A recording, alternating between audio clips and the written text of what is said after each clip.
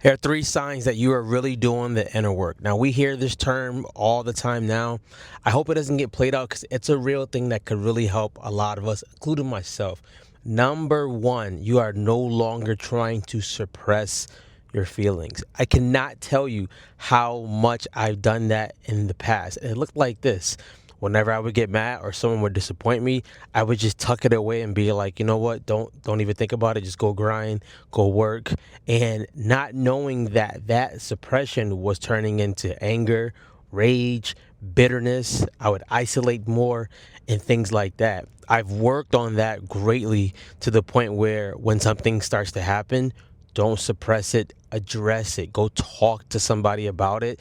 If it's somebody that you're close to and they've done something and you feel like you're suppressing the emotions, have a talk with them. You would realize that sometimes they didn't even know they did anything wrong to you. And you also realize that you can build stronger relationships a lot easier. If you suppress it, it's a lot harder to bring back up. 50 Cent had a quote when he said, that men don't share their emotions, they suppress it. That's true, but that's not good. We want to be able to uh, make those feelings come to surface and handle them. So number one would be you're no longer like suppressing everything that happens to you. You're addressing it in a manner where it's love, it's respect, and I want to get better. The second one is taking responsibility for your journey. As a fitness coach, I've always said this before. If you can take responsibility for your journey, it's not going to be long before you see some drastic results. If you wait for everybody else to come and save you, you might be waiting a long time. Now, what does it look like taking responsibility for your own journey? Today, I'm talking about your own healing journey.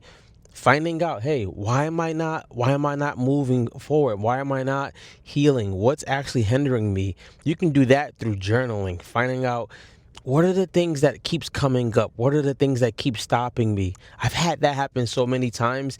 And when I got true with that journal, I got a bunch of journals, but when I got true with the journal and said, hey, this is no one's fault.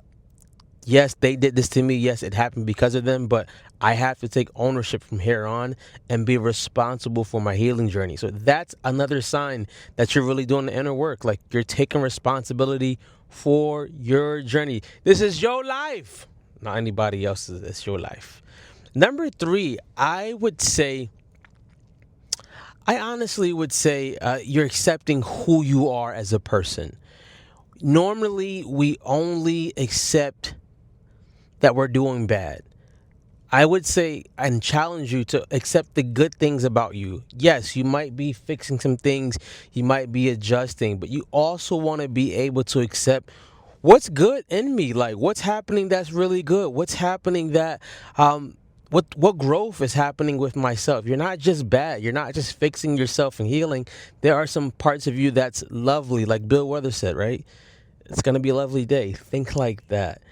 You want to accept that, hey, some things it's just the way that I've been raised or it's the way that my mind has been programmed. Yes, I can change those things, but accept this is how I am right now and I'm going to get better.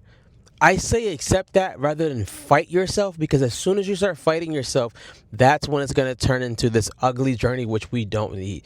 If I were to give you a bonus, I would say the bonus would probably be the negative voice is starting to sound different. I would name that negative voice. I teach my clients to name that negative voice. My negative voice, his name is Charles.